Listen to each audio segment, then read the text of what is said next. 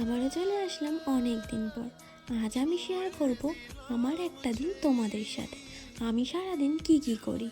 সকালবেলা আমি ঘুম থেকে উঠে পড়েছি, আর উঠেই সবার প্রথম আমার কাজ জানালাগুলো খুলে দেওয়া।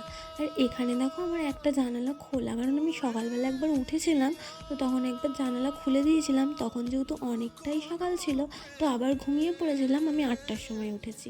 আর এখানে আমার প্রচুর শীত করছে। তারপরে আমি বাইরে থেকে ফ্রেশ হয়ে চলে আসলাম। ব্যাস, তারপরে আমি চেঞ্জ করে নিলাম। এবারে আমি আমার কাজগুলো শুরু করব। সকালবেলা ঘুম থেকে উঠে আমার তেমন কোনো একটা কাজ থাকে না, কারণ যা বাসি কাজ থাকে সেগুলো আমার শাশুড়ি মাই সব করে। আর আমি প্রায় 8টার সময় ঘুম থেকে উঠি। ওঠার পর আমার নিজের ঘরটা ক্লিন করা ছাড়া আর তেমন কোনো কাজ থাকে না। আর এখানে আমি দেখো বিছানাটাকেও ক্লিন করে নিলাম। বিছানাটাকে ক্লিন করে নিয়ে তারপর আমি চলে আসলাম কিচেনে। আর এখানে এসে আমার যে সকালের যেগুলো আমি খাই সেগুলো খেয়ে নিলাম। আর তারপরে ছাদে চলে আসলাম। বাইরের ওয়েদারটা দেখো, একটুও রোদ ওঠেনি, দুদিন ধরে একদম মেঘ হয়ে আছে। তারপরে আমি জামা কাপড়গুলো ধুয়ে নিয়ে চলে এসেছি। ব্যাস, এগুলোও দড়িতে দিয়ে দিলাম।